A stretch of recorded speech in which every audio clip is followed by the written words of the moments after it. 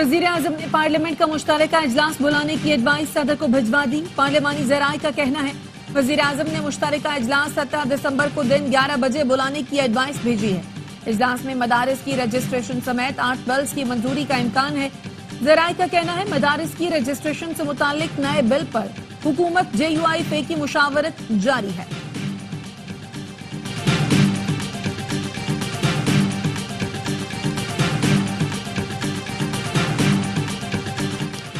मदारिस bill उजलत में पास हुआ मगर उस वक्त किसी ने राब्ता नहीं किया था। वफाकी वजीर तालीम खालिद मकबूल सदीकी कहते हैं कि बिल पास होने के बाद अंदाजा हुआ कि 15 में से 10 बोर्ड्स इस बिल से इत्तफाक नहीं करते, तो हमने इस पर बात करने का फैसला किया और अब इस पर काम हो रहा है। मदारिस की रजिस्ट्रेशन पर कोई समझौता मुमकिन नहीं। चेयरमैन पाकिस्तान उलमा काउंसिल अल्लामा ताहिर अशरफी कहना ये है वजारत तालीम से मुंसलिक मदारिस से मुताल्लिक मनफी कानून साजी न हो। मदारिस अपना ऑडिट भी करवाते हैं और हिसाब के लिए भी खुले हैं। किसी भी आलमी कुव्वत को पाकिस्तान के निजाम में मुदाखलत का हक नहीं। फस्तायत का सामना है, आइन को रोंदा हुआ है। वजीर आला KP अली अमीन गंडापुर कहते हैं कि बड़ी बड़ी बातें करने वाली मरियम वालिद के साबिक हल्का हवेलियों की हालत ही देख लें। नवाज शरीफ की तरह हवेलियों को पैरिस बनाने का झूठ नहीं बोलूंगा। सूबे का रेवेन्यू 44% बढ़ाया है।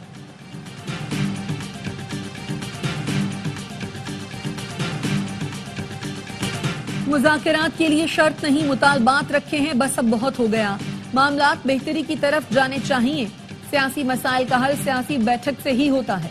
चेयरमैन PTI बैरिस्टर गौहर कहते हैं पहले भी मुज़ाकरात हुए लेकिन एक मरहले से कबल राब्ता खत्म हुआ। मुज़ाकरात का बानी PTI ने पहले भी कहा था, मुज़ाकरात जरूर होने चाहिए। फैसल वाडा भाई हैं, उन्हें 16 वोट दिए हैं। उन्होंने किस गवर्नर के लिए कहा है कि वो 2 हफ्ते या महीने के बाद ढूंढ लेते हैं। कौन सा गवर्नर जा रहा है उनसे मिल लेंगे। गवर्नर सन कामरान टिसोरी की कराची में मीडिया से गुफ्तगू, कहा कराची में पानी आता है न गैस, पर फिर भी बिल आ जाते हैं। जिस तरह स्टॉक एक्सचेंज ऊपर जा रही है, डर है कि चांद पर ही न पहुंच जाए।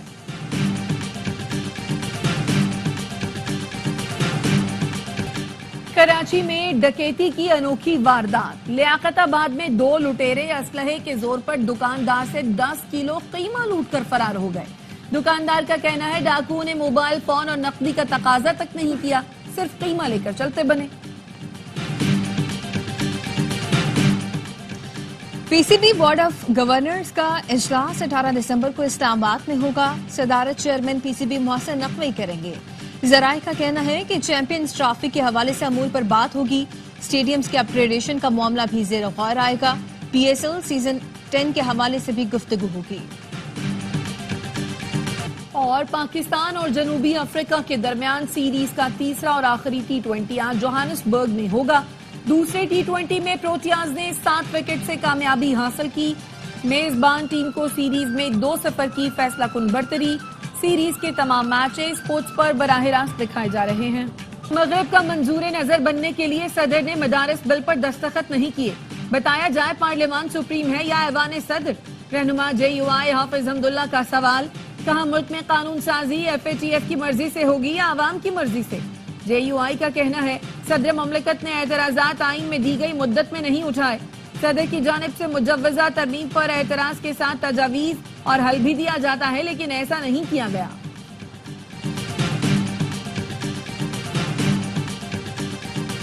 जनूबी कोरिया के सदर के खिलाफ मुआखजे की दूसरी तहरीक भारी अक्सरियत से मंजूर हो गई। मुआखजे की तहरीक कामयाब होने के बाद सदर यौन को फराइज से मुअत्तल कर दिया गया।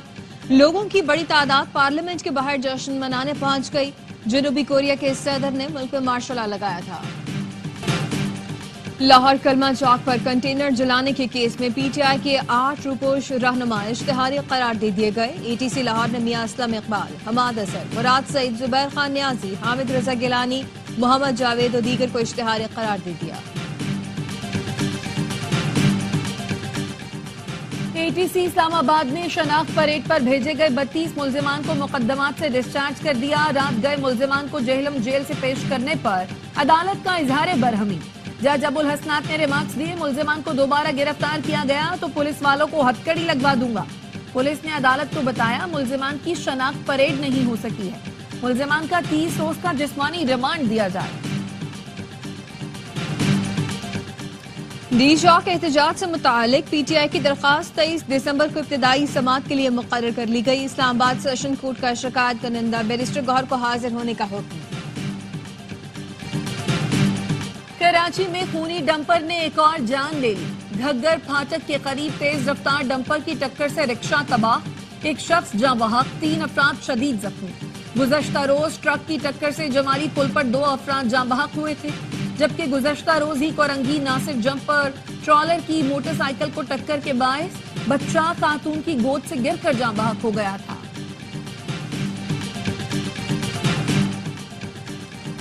کراچی کے علاقے گلستان جوہر میں ڈکیتی مزاحمت پر قتل فہد حسین رائڈر کے ساتھ یوٹیوبر بھی تھا۔ فہد کچھ عرصہ پہلے ہی برطانیہ سے واپس آیا تھا۔ سی سی ٹی وی فوٹیج کی مدد سے تحقیقات کی جا رہی ہیں۔ سول اسپتال کراچی کے آئی ٹی انچارج پر قاتلانہ حملے کی تحقیقات جاری۔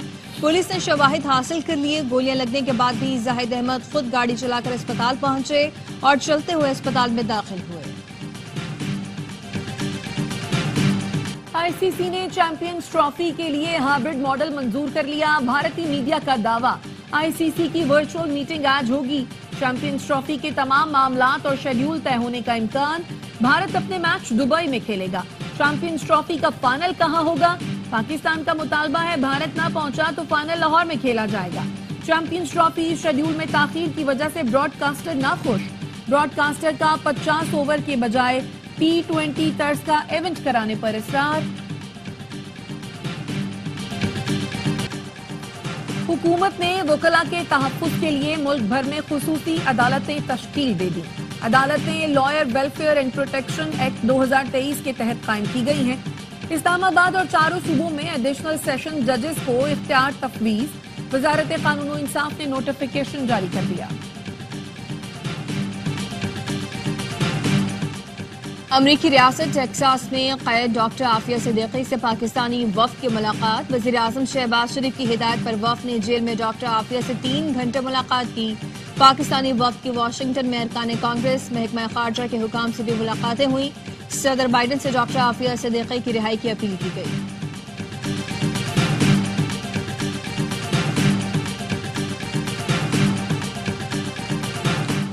وزیر اعلیٰ پنجاب مریم نواز کا دورہ چین، گوانگجو کے وائس گورنر سے ملاقات۔ مریم نواز کے اعزاز میں خصوصی اسٹیٹ ڈنر دیا گیا۔ وزیر اعلیٰ نے پرتپاک میزبانی پر شکریہ ادا کیا۔ مریم نواز کا کہنا تھا پاکستان اور چین ایک دوسرے سے اخلاص کی ڈوری میں بندھے ہیں۔ پنجاب کے عوام دورہ چین کے ثمرات سے پوری طرح مستفید ہوں گے۔ کراچی بار ایسوسی ایشن کے سالانہ انتخابات کے لیے پولنگ جاری۔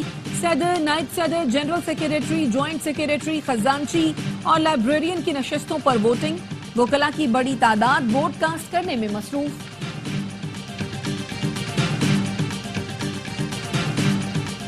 گلگت بلتستان میں شدید برف باری سے نظام زندگی درہم برہم ہو گیا۔ استور میں پارہ -11، اسکردو میں -9 تک گر گیا۔ شمالی بلوچستان میں بھی ٹھنڈ کے ڈیرے۔ کوئٹہ میں درجہ حرارت -6، زیارت اور قلات میں -5 ریکارڈ ہوا۔ اسلام آباد میں بھی پارہ نقطہ انجماد سے گر گیا۔ پشاور میں پارہ 2، لاہور میں 5 اور کراچی میں 12 ڈگری سینٹی گریڈ ریکارڈ کیا گیا۔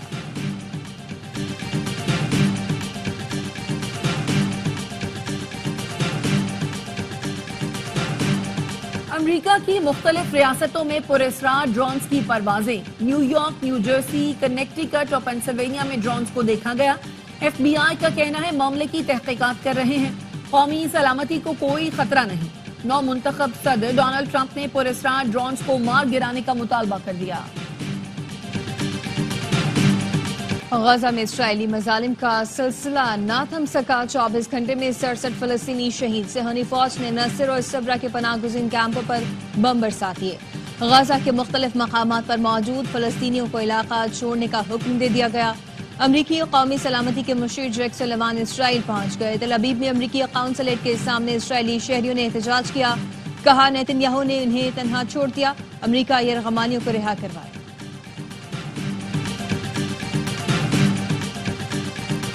اسرائیل کی شام میں جارحیت جاری۔ دمشق میں ہوٹل کے قریب حملہ کر دیا۔ شام میں رجیم چینج کے بعد روس فوجی ایئر بیس خالی کرنے لگا۔ عرب لیگ کی شامی علاقے میں اسرائیلی حملوں اور بفر زون پر قبضے کی مذمت، اسرائیلی قبضے کے خلاف قرارداد منظور کی گئی، سلامتی کونسل سے ہنگامی اجلاس بلانے کا مطالبہ۔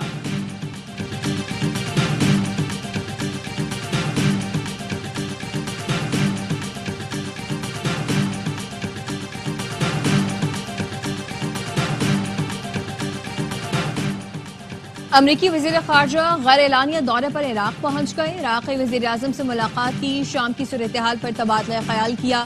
اینٹونی بلنکن نے کہا کہ شامی اقلیتوں کی حمایت کرتے ہوئے ملک کے تمام دھڑوں پر مشتمل حکومت کی تشکیل ضروری ہے۔ عراق کو اپنی خود مختاری کے استحکام پر توجہ دینی چاہیے، داعش کو دوبارہ سر اٹھانے کی اجازت نہیں دینی چاہیے۔ کراچی میں 19ویں عالمی کتب میلے کا تیسرا روز، گورنر سندھ کامران ٹسوئی کی ایکسپو سینٹر آمد، مختلف سٹالز پر گئے، طلباء سمیت کتابوں سے محبت کرنے والے افراد کی بڑی تعداد میں شرکت۔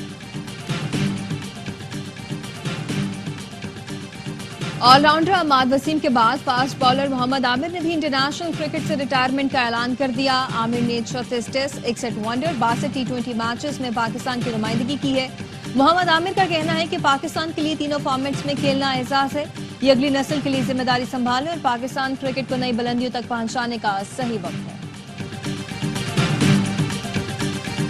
اور اردو شاعری میں منفرد انداز متعارف کروانے والے جان ایلیا کا یوم پیدائش، سادہ زبان، اچھوتا انداز، کمال کی برجستگی اور چپتے الفاظ، جان ایلیا کا خاصہ، ان کا کلام ہر دور میں مقبول۔